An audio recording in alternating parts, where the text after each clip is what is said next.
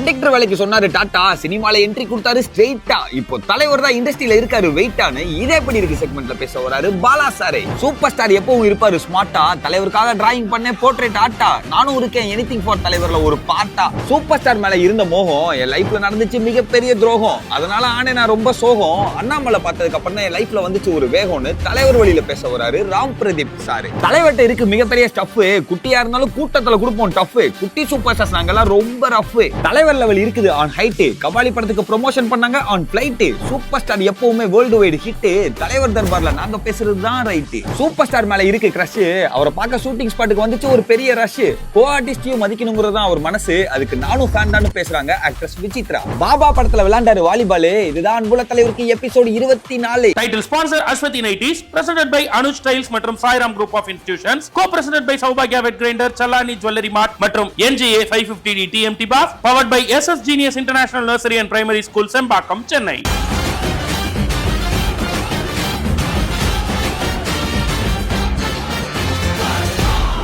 Mostly நம்ம friends சொல்றதை நம்ம கேட்டோம்னா நல்லா வந்துடலாம் வாழ்க்கையில அப்படின்னு தலைவர் அடிக்கடி சொல்லுவார். அப்படி ஒரு ஃப்ரெண்ட் சொல்ல போய் தான் நீ எப்போ கண்டக்டர் வேலையை விட்டு ரிசைன் பண்ணி போறியோ அப்போதான் உனக்கு லைஃப் அப்படின்னு சொன்னாராம். அந்த வார்த்தையை வேத வாக்கா எடுத்து தான் தலைவர் அதை ரிசைன் பண்ணிட்டு நடிக்க வந்தார். ஸோ அப்படிப்பட்ட தூண்டுதலை கிரியேட் பண்ண ஃப்ரெண்ட் யார் அப்படின்ற இந்த சுவாரஸ்யமான தகவலை இன்னைக்கு நமக்கு சொல்ல வராரு பாலா அண்ணன் ஆன் இது எப்படி இருக்க.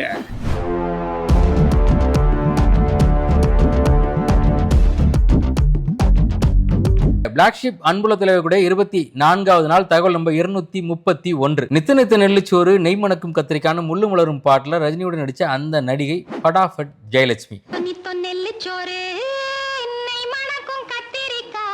ரஜினி நடிச்ச அந்துலினி கதாவுடைய தமிழ் வசனான அவல்லூர் தொடர்கதை திரைப்படத்துல ஃபட்டாஃபட்னு ஒரு பாட்டு சொல்லிட்டே இருப்பாங்க. என்ன பாட்டுனா அடி என்னடி உலகம்னு ஒரு பாட்டு இருக்கு. அந்த பாட்டுல ஃபட்டாஃபட்ன்ற வார்த்தையை பயன்படுத்துவாங்க.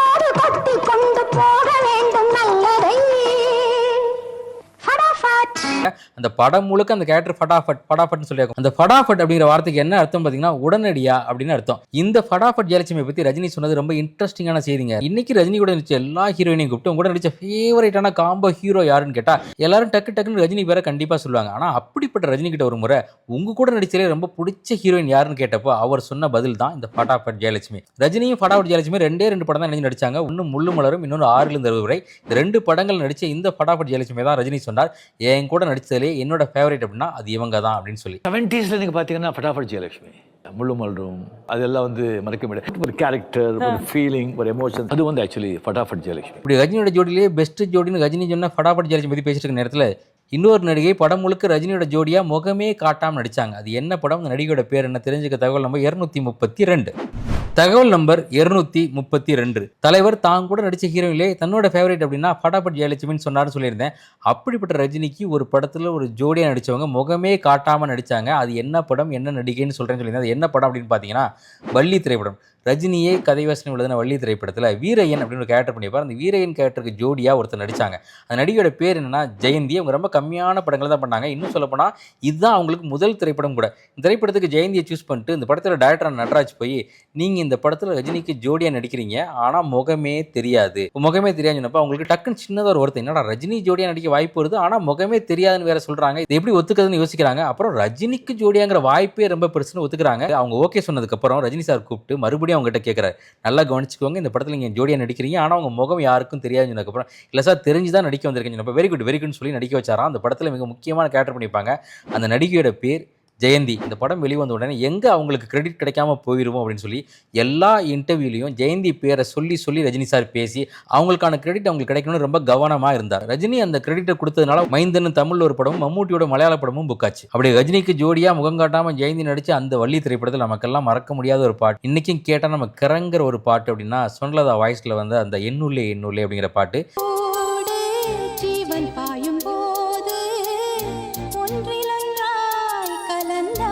இந்த எண்ணுள்ளே பாட்டு வாலி சாரு, ராஜா சாரு, ரஜினி சாரு, இந்த சதுரத்துக்குள்ள ஒரு இன்ட்ரெஸ்டிங்கான தகவல் இருக்கு, தெரிஞ்சுக்க. தகவல் நம்பர் 233. தகவல் நம்பர் 233. எண்ணுள்ளே பாட்டு எழுதுனா வாலி சார், ராஜா சார், ரஜினி சார், இவங்களை வச்சு ஒரு முக்கியமான தகவல் சொல்லியிருந்தேன். அது என்ன தகவல் அப்படின்னு பார்த்தீங்கன்னா, வாலி சார் ஒரு திரைக்கதை எழுதுறார், இளையராஜாவின் மோதிரம் அப்படின்னு சொல்லி இதை படமா பண்ணலான்னு முடிவு பண்ணுறாங்க. விவேக் சுந்தரம் ப்ரொடியூசராக, எஸ்பிஎம் இயக்க, வடிவேல் நடிக்க இந்த படம் தயாராகுது. இந்த படத்தில் இளையராஜாவே சில காட்சிகள் நடிக்கிறார். இப்படி தான் மொத்த கதையும் உருவாச்சுங்க.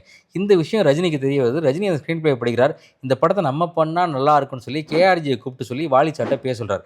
கேஆர்ஜி வாலிகிட்ட பேசி இந்த படத்தில் ரஜினி நடிக்கணும்னு ஆசைப்படுறாரு, கொஞ்சம் காட்சியில் இருக்க ராஜா கதாபாத்திரத்தை ரஜினி கதாபாத்திரமாக மாற்றி படம் முழுக்க கொண்டு வாங்க, ரஜினி சார் அந்த படம் பண்ண ஆசைப்படுறான்னு சொன்னே வாலி சாரும் ஓகே ட்ரை பண்ணலான்னு யோசிச்சுட்டு கொஞ்ச நாள் கழிச்சு ரஜினியை மீட் பண்ணப்போ, வாலி சார் இந்த கதையை நான் தான் பண்ண போகிறேன், கண்டிப்பாக நான் தான் படமாக பண்ணுவேன், இவர் தான் டைரக்டர்னு அறிமுகப்படுத்துகிறார் KS ரவிக்குமார். இது எல்லாம் நடந்ததுக்கப்புறமும் வாலி சாருக்கு இந்த படம் இளையராஜாவின் மோதிரமாக இருந்தால் தான் சரியாக இருக்கும், ரஜினி மோதிரமாக ஆனால் நம்ம கதையாக இருக்காது அப்படின்னு முடிவுக்கு வரார். இல்லைங்க, நீங்கள் எவ்வளோ கேட்டாலும் சரி, எவ்வளோ பணம் கொடுத்தாலும் சரி, இந்த படத்தை நான் பண்ணுறதா இருந்தால் ராஜா வச்சு பண்ணுறேன், இல்லைனா பண்ணவே மாட்டேன்னு முடிவு பண்ணுறாரு. ராஜா வச்சு அந்த படம் வெளியே வரல. இருந்தாலும் ரஜினி சார் சொன்னாராம், இவ்வளோ சிரமமாக இருக்கனால தான் வாலி சார் நீங்கள் பெரிய இடத்துலையே இருக்கீங்க, நான் கேட்டு எவ்வளோ பணம் கொடுத்தாலும் ஆனால் உங்களுடைய கலைப்படைப்பு உங்கள் கலைப்படைப்பு தான், அதை யாருக்கு தருவோனோ அவங்களுக்கு தான் தருவேன், நீங்கள் நின்னீங்க பார்த்தீங்களா, அதான் கரெக்ட் அப்படின்னு சொன்னாராம் தலைவர். அப்படி சொல்லி வாலி சாரை புகழவும் செஞ்சிருக்கார். இப்படி காவிய கவிஞர் வாலி இளையராஜாவின் மோதிரம் அப்படின்னு திரைக்கதை எழுதி அதை ரஜினி மோதிரம் மாதிரி ரஜினி முயற்சி பண்ணி நோ சொன்னார்ல வாலி. இதெல்லாம் பேசிட்டு இருக்க நேரத்தில் ரஜினி மோதிரம் இந்த ரெண்டை வச்சுக்கிட்டு ஒரு இன்ட்ரெஸ்டிங்கான தகவல் இருக்குது. தெரிஞ்சுக்க தகவல் நம்பர் 234. தகவல் நம்பர் 234. இளையராஜாவின் மோதிரத்தை பற்றி பேசின நேரத்தில் ரஜினி மோதிரம் ஒரு இன்ட்ரெஸ்டிங்கான தகவல் சொல்லியிருந்தேன். என்னது அப்படின்னு பார்த்தீங்கன்னா, கபாலி படம் ரிலீஸ் ஆன டைமில் கோயம்புத்தூரில் ஆக்ரேவ் அப்படின்னு கஸ்டமைஸ்டு ஜுவல்லரி பண்ணக்கூடிய ஒரு கம்பெனி ரஜினியுடைய பஞ்ச் டயலாக்ஸ் எல்லாம் வச்சு மோதிரம் ரெடி பண்ணி சேல் பண்ணாங்க. முதலாக ஒரு நடிகருக்கு அவர் டயலாகை வச்சு கஸ்டமைஸ்டு மோதிரம் பண்ணது தலைவருக்கு மட்டுமான ஸ்பெஷல். இதே கபாலி படத்துக்கு தலைவரோட படம் போட்டு ஒரு வெள்ளி காயின் ரிலீஸ் பண்ணாங்க முத்தூர் பின்காப். இந்த ஆக்ரவ்.com மோதிரம் மட்டும் இல்லைங்க, நிறைய பெண்டன்ட்டும் பண்ணாங்க. அதில் மிக முக்கியமாக அதிகமாக செல்லான பெண்டன்ட் எது அப்படின்னு பார்த்தீங்கன்னா, கபாலி படத்தில் தலைவர் சொல்லக்கூடிய இந்த மகிழ்ச்சி அப்படிங்கிற டயலாக் என்னுடைய பர்சனல் லைஃப்பில் எனக்கு ரொம்ப இன்ட்ரெஸ்டிங்கான ஒரு டயலாக்ங்க. என்ன அப்படின்னா, நான் முதலாக ஒரு நிறுவனம் தொடங்கணும்னு முடிவு பண்ணப்போ என் நிறுவனத்தோட பெயர் மகிழ்ச்சி பிஸ்னஸ் சர்வீசஸ் அப்படின்னு தான் வச்சேன். தலைவர் அந்த அளவுக்கு எனக்கு ரொம்ப க்ளோஸ். மகிழ்ச்சி, இந்த மகிழ்ச்சிங்கிற வார்த்தையை பற்றி பேசுகிற நேரத்தில் ரஜினியுடைய அந்த கபாலி ஃபஸ்ட்டு போஸ்டர் வந்தப்போ மொத்த திரையுலகமும் மொத்த ரசிக உலகமும் மகிழ்ச்சியாச்சு. அந்த போஸ்டரை டிசைன் பண்ணது யார்? தெரிஞ்சுக்க தகவல் நம்பர் 235. தகவல் நம்பர் 235. தலைவர் மகிழ்ச்சின்னு சொல்லி நம்மளெல்லாம் மகிழ்ச்சியாக்குன அந்த கபாலி படத்திலே ஃபர்ஸ்ட் லுக் போஸ்டர் யாராலும் மறக்கவே முடியாதுங்க. சத்தியம்லாம் மிகப்பெரிய விழாவாகவே அதை கொண்டாடினாங்க. அப்படிப்பட்ட அந்த ஃபர்ஸ்ட் லுக்கை டிசைன் பண்ண டிசைனர் இன்ட்ரெஸ்டிங்கான ஒருத்தருங்க. யார் அவர் அப்படின்னு பார்த்தீங்கன்னா, ஒரு ஆக்சிடென்ட்னால ஷார்ட் டேர்ம் மெமரி லாஸ் வந்து டிசபிலிட்டியோட ஆனால் எக்ஸலண்ட்டான டிசைன் பண்ணக்கூடிய ஒரு பர்சன். அவரை ஃபைண்ட் அவுட் பண்ணது யார் அப்படின்னு பார்த்தீங்கன்னா, ரஞ்சித். அட்டகத்தி படத்துலேருந்து அவருடைய எல்லா படங்களுக்குமான போஸ்டரையும் அவர் தான் டிசைன் பண்ணுறாரு. ரஜினியுடைய தீவிரமான ரசிகன் இந்த வின்சிராஜ். தலைவரை பார்க்கறதுக்காக வின்சிராஜை கூட்டிட்டு ரஞ்சித் போறார். போனோடனே வின்சிராஜுக்கு தலைகாலெல்லாம் புரியல. தலைவரை பார்த்துன்னு சொன்னாரா, சார் நான்லாம் உங்களை பார்த்து தான் வளர்ந்தேன் அப்படின்னு சொல்லி. தலைவர் அதை கேட்டோன்னே, ஐயோ சூப்பர் சூப்பர் சூப்பர், பரவாயில்ல நம்ம வேலையை ஆரம்பிக்கலாம் அப்படின்னு சொன்னாரா. அந்த வேலைங்கிறது ஃபோட்டோ ஷூட்டுக்கு போகிறாங்க. அந்த ஃபோட்டோ ஷூட்டுக்கு வின்சி கூட்டு வந்தது யார் அப்படின்னு பார்த்தீங்கன்னா, மலேசியாலேயே மிகச்சிறந்த ஃபோட்டோகிராஃபர் ஸ்டீவ் கோ வந்ததுக்கப்புறம் ரஜினி கிட்ட சொல்கிறாராம், எனக்கு இந்த மாதிரி போஸ்ட் வேணும் சார், இவ்வளவு தான் சிரிக்கணும் அப்படின்னு சொல்லி மில்லிமீட்டர் அளவுக்கு இலக்கணம்லாம் சொல்லித்தர தலைவர் அப்படியே ஸ்க்ரீனில் கொண்டு வந்தாராம். எந்த அளவுக்கு சிரிக்கணுமா அந்த அளவுக்கு சிரிப்பாராம். இப்படி ஓகேவா, இப்படி ஓகேன்னு சொல்லி எல்லாமே சிங்கிள் டேக் செகண்ட் டேக்கில் மொத்த ஷூட்டும் முடிஞ்சிருச்சான். தலைவரோட இந்த ஸ்மைலை பற்றிலாம் பேசுகிறதுல தலைவரோட லாஃப்டர், தலைவரோட சிரிப்பு யாராலையும் மறக்க முடியாத சிரிப்பு. அப்படிப்பட்ட சிரிப்புக்கு நெல்சன் நோ சொல்ல ரஜினி கன்வின்ஸ் பண்ணி எஸ் சொன்ன வச்ச அந்த சம்பவம். தெரிஞ்சுக்க தகவல் நம்பர் 236. இது எப்படி இருக்கு? இந்த செக்மெண்டோட அடுத்த 5 தகவல்கள் கொண்ட full episode Black Sheep Valley OTT-ல அவைலபிளா இருக்கு. இப்பவே Black Sheep Valley OTT-ய டவுன்லோட் பண்ணுங்க. எங்களுடைய குழந்தைங்க எல்லாம் ட்ரிபியூட் பண்ணிட்டாங்க, நாங்க எவ்வளவு பெரிய ஃபேன் தெரியுமா தலைவருக்கு அப்படின்னு சண்டைக்கு வந்தாங்க நம்ம கிட்ட. SSDS international nursery and primary ஸ்கூலினுடைய பேரண்ட்ஸ்லாம். ஸோ அவங்க எல்லாம் சேர்ந்து பேசக்கூடிய செக்மெண்டா தான் இன்னைக்கு ஸ்பெஷலா அமைய போகுது எனிதிங் ஃபார் தலைவர்.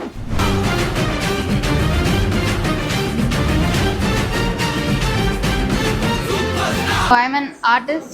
I do portraits. ஸோ எனக்கு வந்து ரஜினிகாந்த் சார் ரொம்ப பிடிக்கும் அண்ட் அவரோட மூவிஸ் நிறைய வந்து என்னை இன்ஸ்பயர் பண்ணியிருக்கு. So I thought this is one small piece I could contribute for his birthday and I thank SSD school for giving me this opportunity and also happy birthday superstar. என் வழி தனி வழி. City ரோபோட்லேருந்து வர பாட்டு அரிமா song தான் ரொம்ப பிடிக்கும். அது ஏன்னா அது வந்துட்டு ஒரு ஃபயர், ஒரு பூஸ்டப் கொடுக்கும். அண்ட் அந்த படம் தான் வந்துட்டு நான் சின்ன வயசில் ரஜினிகாந்த் சாரோட மூவி அப்படின்னா அதுதான் நான் சின்ன வயசில் பார்த்துருக்கேன் ஃபர்ஸ்ட் மூவி. அண்ட் அரிமா சாங்கில் அந்த பூஸ்டப்னால எனக்கு வந்துட்டு ஒரு மோட்டிவேஷன் கிடச்சி நான் லோவாக இருக்கும் போது அந்த சாங் கேட்டு தான் நான் வந்துட்டு எல்லா வேலையும் பார்ப்பேன். சிட்டி ரோபோட் பார்ட் 1 அப்புறம் 2.0 பார்த்துருக்கேன். ரெண்டுத்துலேயுமே வந்துட்டு அவர் அவ்வளோ ஃபயராக லைக் அவ்வளோ ஏஜாக ஆனாலுமே அவர் வந்துட்டு அந்த படத்தில் வந்துட்டு அவ்வளோ எஃபர்ட் அவர் போட்டிருப்பாரு. அண்ட் அதில் விஷுவல் வந்துட்டு எனக்கு ரொம்ப பிடிக்கும். அண்ட் ரோபோட்னா யாருக்கு தான் பிடிக்காது? எனக்கு அந்த மூவிஸ் ரெண்டுமே ரொம்ப ஃபேவரட். இவர்கிட்ட இருந்த ஒரு ஃபேவரட் சீன் என்னன்னு பார்த்தா தளபதி மூவிலேருந்து அவர் வந்துட்டு அந்த ஒரு டேர்னிங் சீன் மாதிரி வந்து பின்னாடி பேக்ரவுண்ட் மியூசிக் நானுனை நீங்க மாட்டேன் அப்படின்ட்டு அந்த ஒரு பிஜிஎம்லாம் வரும். அந்த சீன் மட்டும் நான் வந்து ரிப்பீட் மோடில் போட்டு பார்ப்பேன். ஏன்னா எனக்கு அவ்வளோ பிடிக்கும். உங்ககிட்ட கேட்க வேண்டிய ஒரே விஷயம், எப்படி இவ்வளோ வயசாகி அந்த ஸ்டைலு அந்த மாசெல்லாம் உங்ககிட்ட குறையாம இப்போ வரைக்கும் உங்களால் எப்படி அதை மெயின்டைன் பண்ணிட்டு வர முடியுது? 2 years வரைக்கும் ஜேர்னி வந்துட்டு கொண்டு போகிறதே வந்துட்டு ரொம்ப கஷ்டம். ஆனால் நம்ம ரஜினிகாந்த் சார் வந்துட்டு 1975 அதாவது அபூர்வ ராகங்கள் படத்துலேருந்து இந்த கூலி படம் 2025 வரைக்கும் அவர் வந்துட்டு அவரோட ஜேர்னியை மாஸாக கொண்டு போயிருக்கிறாரு.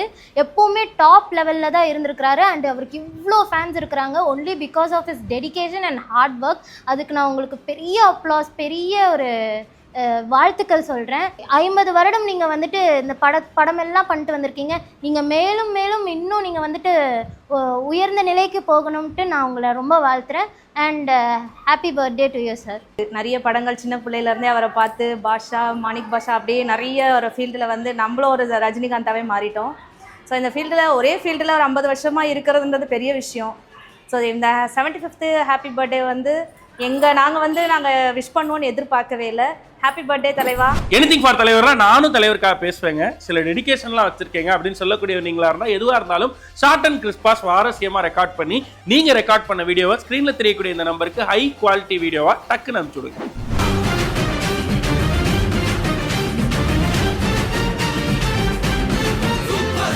நல்லவங்களுக்கு ஆண்டவன் நிறைய சோதிப்பான், ஆனால் கைவிட மாட்டான். கெட்டவங்களுக்கு ஆண்டவன் நிறைய கொடுப்பான், ஆனால் கைவிட்டுருவான். இந்த டயலாக் நம்ம லைஃப்ல பல இடங்கள்ல உதவி இருக்கும். இவருக்கும் அப்படிதானா? ஒரு முக்கியமான துரோகத்தை சந்திச்ச பொழுதுல இந்த டயலாக் தான் என்னை மீண்டு எழுந்து என்னுடைய பிசினஸ் பண்ண வச்சுச்சு. இன்னைக்கு சக்சஸ்ஃபுல்லான பிசினஸ் மேனா நான் இருக்கிறதுக்கு அதுதான் காரணம்னு சொல்ல வராரு Daya promoters and builders MD ஆன் தலைவர் வழி.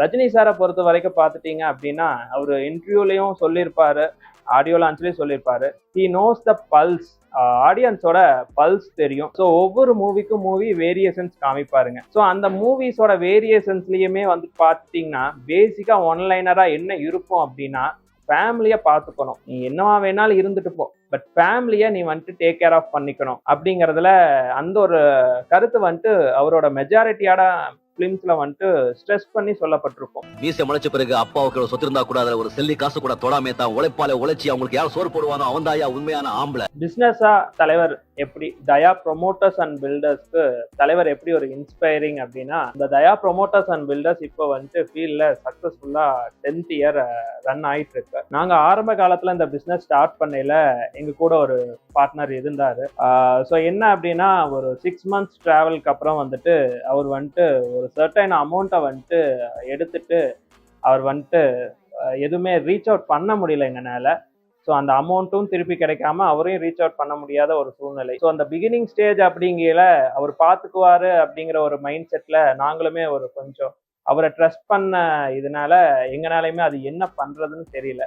அதே மாதிரி கஸ்டமர்ஸ் நம்மளை நம்பி பணம் போட்டிருக்காங்க. ஸோ அவங்களுக்கும் பதில் சொல்லணும் அப்படிங்கையில ஒரு 1.5 years நாங்கள் வந்துட்டு எங்களுக்குன்னு எந்த சேலரிஸும் எடுத்துக்காம கொஞ்சம் ரொம்பவுமே டெடிக்கேட்டடாக டே அண்ட் நைட் கிட்டத்தட்ட 12-1 வரைக்கும் எல்லாமே ஃபோன் கால்ஸ் போகும். ரொம்பவுமே டெடிக்கேட்டடாக வந்துட்டு நம்ம வந்துட்டு ஒர்க் பண்ணி அது எல்லாமே சார்ட் அவுட் பண்ணோம். சார்ட் அவுட் பண்ணதுக்கு அப்புறமே கொஞ்சம் கொஞ்சமாக எங்களோட கம்பெனி வந்துட்டு அடுத்தடுத்த ஸ்டேஜ் போச்சு. ஸோ இப்போ சக்ஸஸ்ஃபுல்லாக 2 பிரான்ச் ப்ளஸ் இப்போ பில்டிங் மெட்டீரியல்ஸ் ஆகட்டும், டையாஸ் பிரிக்ஸ், இன்டர்லாக் பிரிக்ஸ் இதெல்லாமே ஓன் மேனுஃபேக்சரிங் பண்ணிட்டு இருக்கோம். ஸோ ஒரு பர்சன் நம்மளை ஏமாத்திட்டு போனதுக்கப்புறம் ஒரு லாஸ்ல இருக்க ஒரு விஷயத்த ஒரு ஸ்ட்ராங்காக எப்படி பிலீவ் பண்ணி நம்ம வந்துட்டு அடுத்த ஸ்டேஜுக்கு எடுத்துட்டு வர்றது அப்படிங்கிறதுல தலைவரோட விஷயங்கள் ரொம்பவுமே இம்பார்ட்டண்டா நான் பாக்குறேன். ஆண்டவனுடைய கோர்ட்டுன்னு ஒண்ணு இருக்கு. அந்த கோர்ட்ல இந்த அண்ணாமலை ஜெயிப்பா. நிச்சயமா ஜெயிப்போம். தலைவர் வழியில ராம் பிரதீப் அவர்கள் தலைவரை பத்தி பகிர்ந்துகிட்ட விஷயங்களை முழு வீடியோவா பார்க்க இப்பவே பிளாக்ஷிப் வேலி OTT-யை டவுன்லோட் பண்ணுங்க. தலைவரே ஒரு பள்ளிக்கூடம் தான். இவருடைய பாட்டுக்கு டான்ஸ் ஆடுறதுக்கு இப்போ ஒரு டான்ஸ் ஸ்கூல்ல இருந்து ஆட போறாங்க. On DL dance academy. அங்க இருக்கக்கூடிய கிட்ஸ் எல்லாம் குட்டி குட்டி கிட்ஸ் எல்லாம் சேர்ந்து தலைவருக்காக ஒரு ட்ரிபியூட் கொடுக்கணும் அப்படின்னு சொல்லி இன்னைக்கு குட்டி சூப்பர் ஸ்டார் எங்களோடது அப்படின்னு ஹைஜாக் பண்ணிட்டாங்க. சோ வாங்க பார்த்துட்டு வருவோம் குட்டி சூப்பர் ஸ்டார்.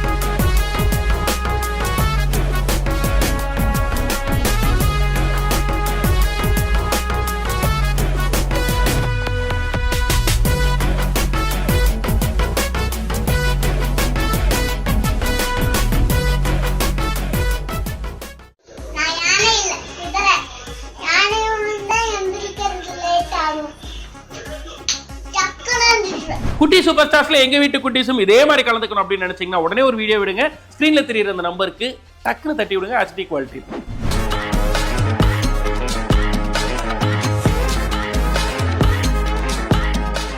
தினமும் தலைவருடைய வழியில வந்து நான் எப்படி பிசினஸ்ல ஜெயிச்சேன்னு ஒவ்வொருத்தர் சொல்ல கேட்டிருக்கோம். இது அவருடைய படங்கள்ல இருந்த டயலாக்ஸை நம்ம லைஃப்ல இம்ப்ளிமெண்ட் பண்றது மூலமா தலைவர் படத்திலேயே பிசினஸ் பண்ணி எப்படிலாம் ஜெயிச்சிருக்கார் அப்படின்ற அந்த மூமெண்ட்ஸ் எல்லாம் ஷேர் பண்ணக்கூடியதா தான் இன்னைக்கு அமைய போகுது நம்மளோட தலைவர் தர்பார்.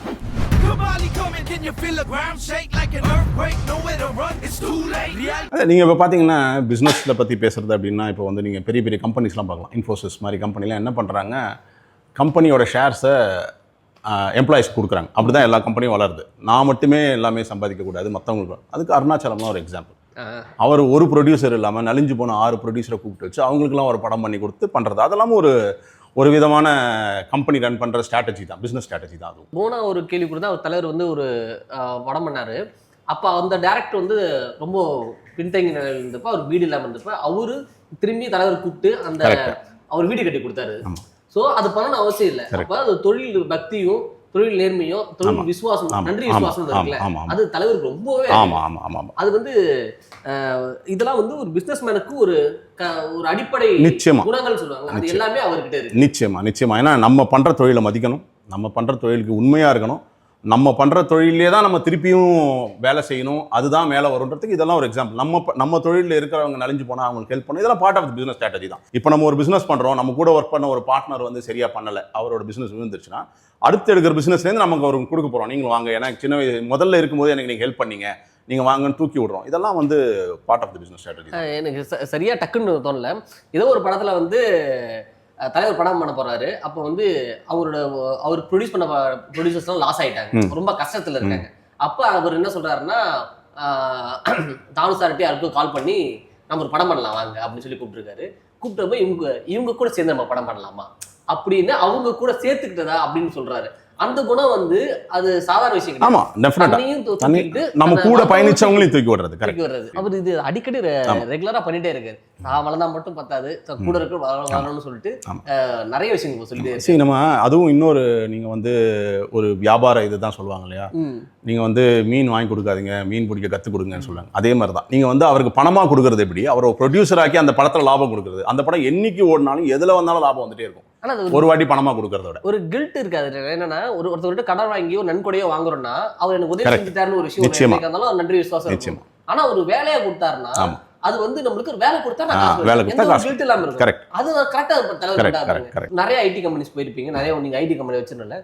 நான் சில பேர் பார்த்திருக்கேன், சில ஐடி கம்பெனில தலைவர் ஒரு போட்டோவே இருக்கும். அவர் தான் எங்களுக்கு இன்ஸ்பிரேஷன். அவரோட ஸ்கீம்ல வச்சிருப்பாங்க, சூப்பர் ஸ்டார் ஸ்கீம்னு சொல்லிட்டு. அந்த மாதிரி ஏதாச்சும் நீங்க இல்ல, நாங்க இப்ப ப்ராஜெக்ட்ஸ்க்கெல்லாம் ஒரு பேர் வைக்கிறது, ப்ராஜெக்ட்ஸ்க்கு பேர் வைக்கிறது, அவங்க ஆஃபீஸ் பெரிய ஆஃபீஸ் இருக்குன்னா அவங்க கான்ஃபரன்ஸ் ரூம்க்குலாம் ஒவ்வொரு ரூமுக்கும் ஒரு பட பேரை வைக்கிறது, அந்த மாதிரிலாம் இருக்கும். இப்போ வந்து நம்மளோட பார்ட்னரோட இதுவே இருக்கீங்க பாத்தீங்கன்னா, உள்ள போனீங்கன்னா வால்ல வந்து பெருசா தலைவரோட பேக் சைடு இதை போட்டு தலைவர் வாக் பண்ற மாதிரி தான் இருக்கும். ஸோ யார் வந்தாலும் அதுக்கு முன்னாடி நின்று தான் போட்டோ எடுக்கிறது அப்படின்னு அப்படின்றது. ஸோ அவங்க வந்து தலைவரோட இதுவாகவே இது பண்ணுறாங்க. நாளைக்கு என்னோட கம்பெனி ஒரு பெரிய கம்பெனி ஆச்சுன்னா நான் டெஃபினட்டாக தலைவரோட ஸ்கீமில் தான் இருக்கும். தலைவர் தர்பார்ல தலைவர் இன்ஸ்பிரேஷன் ஃபார் பிசினஸ் பத்தி பேசின முழு வீடியோவை பார்க்க இப்பவே Black Sheep Valley OTT-யை டவுன்லோட் பண்ணுங்க. அவர் கூட என்னைக்காவது ஸ்க்ரீன்ல நின்ற மாட்டோமா அப்படின்னு நினைச்ச ஒருத்தவங்களுக்கு அவர் கூட ஒரு பாட்டு ஃபுல்லா ஸ்க்ரீன் ஸ்பேஸ் ஷேர் பண்றதுக்கான வாய்ப்பு கிடைச்சது. பயங்கரமா அதை சிலாச்சு சொல்ல போறாங்க. டான்சர், ஆக்ட்ரஸ், ஒரு வெர்சடைல் பெர்ஃபார்மன்ஸ் சொல்லலாம். அவங்க சொல்றாங்க எப்படி அவங்க தலைவரோட ஃபேன் ஆனாங்கன்னு. நானும் ஃபேன் தான்.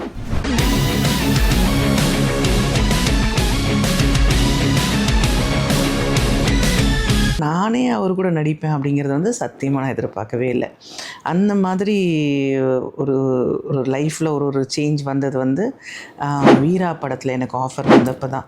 வீரா படத்தில் வந்து சூப்பர் ஸ்டார் கூட ஒரு சாங் அப்படின்னு சொன்ன உடனே எனக்கு புரியல, என்னடா இது, நமக்கு நிஜமாகவே அவர் கூட தானே ஒர்க்கு. எனக்கு வந்து கிளம்பி போகிற வரைக்கும் எனக்கு வந்து சுத்தமாக எனக்கு ஒரு நம்பிக்கையே இல்லை. ஏன்னா ஒரு பெரிய கம்பெனி, நான் எங்கள் முதலாளி படம் பண்ணியிருந்த PA ஆர்ட்ஸில் அவங்களே திரும்ப நீங்கள் வந்து சூப்பர் ஸ்டார் கூட ஒரு சாங் பண்ண போகிறீங்கன்னொடனே ஒரே ஷாக்கு. அதாவது ஒரு ஆர்டிஸ்ட்டுக்கு வந்து சூப்பர் ஸ்டாரோட நடிக்கிறது அப்படிங்கிறது வந்து ரீச்சிங் த லிமிட் அப்படிங்கிற மாதிரி. அவரோட ஒரு படம் பண்ணோம், இல்லை அவரோட ஒரு சீன் நம்ம ஷேர் பண்ணோம் அப்படின்னு சொன்னால் அது உலகம் முழுக்க தெரிஞ்ச மாதிரி. அது எனக்கு அந்த மாதிரி ஒரு அப்கமிங் ஸ்டேஜில் வந்து வீரா படம் கிடச்சதுன்றது வந்து ஒரு பெரிய சர்ப்ரைஸாக இருந்தது. அதில் ஒன்றும் பெருசாக ஒன்றும் கிடையாது, ஒரே ஒரு சாங்கு, ஒரு சீன் ஒன்று இருந்தது. அப்போது நாங்கள் போயிட்டு ராஜமன்றியில் ஷூட், அதுதான் அப்போ தான் நான் ஃபர்ஸ்ட்டாக பார்க்குறேன். கூட்டம் அவரை பார்க்குறதுக்கு ராஜமன்றியில். நான் அந்த மாதிரி ஒரு பெரிய பட்ஜெட் படம், ஒரு சூப்பர் ஸ்டார் ஸ்பாட்டில் இருந்தாக்க எந்த அளவுக்கு ஜனங்க வந்து கூடுவாங்க அதெல்லாம் எனக்கு தெரியவே தெரியாது. நான் ரொம்ப அப்போ அந்த டைம் நான் ரொம்ப அவ்வளோ வந்து ஒரு மெச்சூரிட்டி இல்லாத ஒரு டைம், ஒரு அப்கமிங் ஆர்டிஸ்ட்டாக இருந்தேன் நான். அந்த சமயத்தில் அதெல்லாம் பார்க்கும்போது எனக்கு வந்து ஒரு பெரிய பேனர், சூப்பர் ஸ்டார் படம்னா அந்த இடத்துல எப்படி இருக்கும், அந்த செட் எப்படி இருக்கும், எப்படி அந்த படப்பிடிப்பு பிளேஸ் வந்து எப்படி ஒர்க் ஆகும் அப்படிங்கிறதெல்லாம் பார்க்கும்போது பயங்கர என்ன சொல்கிற எக்ஸைட்மெண்ட் ப்ளஸ் பயம் எல்லாமே இருந்தது. முதல் தடவை அவரை நான் பார்க்குறேங்க செட்டில். எனக்கும் அவருக்கும் வந்து ஒரு மூமெண்ட் ஒன்று சொல்கிறாங்க. அந்த மூமெண்ட் ஒரு அக்கா பெட்டி கடை அக்கான்னு ஒரு சாங்கு, அதில் எனக்கும் அவருக்கும் ஒரு மூமெண்ட் சொல்கிறாங்க. நான் பேசிக்கலி டான்ஸர், நான் இமீடியட்டாக பிக்கப் பண்ணிட்டேன். அப்போ அவருக்கு வந்து 1-2 டைம் ரிஹர்சல்ஸ் போய்கிட்டே இருந்தது. நான் வந்து சைலண்ட்டாக போய் எப்படி நின்றுட்டு இருந்தேன். நான் அங்கேருந்து வந்தார் பக்கத்தில். எனக்கு டான்ஸ் கொஞ்சம் லேட்டாக தான் வரும், கொஞ்சம் ரிஹர்சல்ஸ் எடுப்பேன் நான், தப்பாக நினச்சிக்காத, ஓகே அப்படின்னாரு. எனக்கு ஒன்றுமே புரியல. சார் பரவாயில்ல சார், ஒன்றும் பிரச்சனை இல்லை, நீங்கள் எவ்வளோ நாள் ரிஹர்சல் எடுத்துக்கோங்க, நான் நிற்கிறேன் அப்படின்னு. நான் இல்லை எனக்கு வந்து கரெக்டாக வரணும்ல, நீங்களாம் டான்ஸர்ஸ் இல்லை, எனக்கு சரியாக வராது, அதனால தான் நான் ஒரு 2-3 தடவை ப்ராக்டிஸ் பண்ணிக்கிறேன், அப்புறம் நம்ம டேக் போகலாம் அப்படின்னு சொன்னார். நானும் ஃபேன் தான்ல விசித்ரா அவர்கள் தலைவரை பற்றி பகிர்ந்துகிட்ட விஷயங்களை முழு வீடியோவா பார்க்க இப்பவே Black Sheep Valley OTT-யை டவுன்லோட் பண்ணுங்க. 50 வருஷம் ஆனாலும் அசராம நின்று இப்ப இருக்கவங்களுக்கு கான்டெம்பரரியா டஃப் கொடுப்பாரு நம்மாலு. இப்ப நம்ம முடிவுக்கு வந்துட்டு எபிசோட் 24. இன்னும் எவ்வளவு பேச காத்துக்கிட்டு இருக்குல்ல. 26 நாட்கள் இன்னும் தொடர்ந்து இந்த நிகழ்ச்சி நீங்க பார்க்கணும்னு நினைச்சீங்கன்னா சித்திரம் டிவியில தினமும் இரவு 7 மணிக்கு பார்க்கலாம். அதே மாதிரி Black Sheepல இதனுடைய ஷார்ட் வெர்ஷனை யூடியூப் சேனல்லையும் நீங்க பார்க்கலாம். காலையில எல்லாருக்கும் முன்னாடி நான் முதல்ல பார்க்கணும், இதை பார்த்து தான் என் வேலையை ஆரம்பிக்கணும் நீங்க நினைச்சீங்கன்னா Black Sheep Valley OTT உடனடியாக டவுன்லோட் பண்ணுங்க, சப்ஸ்கிரைப் பண்ணுங்க, அன்கட் ஃபுல் வெர்ஷனை அங்க பார்த்து என்ஜாய் பண்ணுங்க. மறுபடியும் உங்க எல்லாரையும் நாளைக்கு 25வது ஸ்பெஷல் எபிசோட்ல வந்து சந்திக்கிறேன். அதுவரை உங்களிடமிருந்து விடைபெறுவது RJ Vignesh and entire Black Sheep family. இது அஸ்வதி நைட்டிஸ் வழங்கிய Black Sheep அன்புள்ள தலைவருக்கு. Title sponsor Aswathi nighties, presented by Anuj styles மற்றும் Sairam group of institutions, co presented by சௌபாக்யா wet grinder, Challani jewellery mart மற்றும் NGA 550D TMT bars, powered by SS Genius International Nursery and Primary School, Sembakkam, Chennai.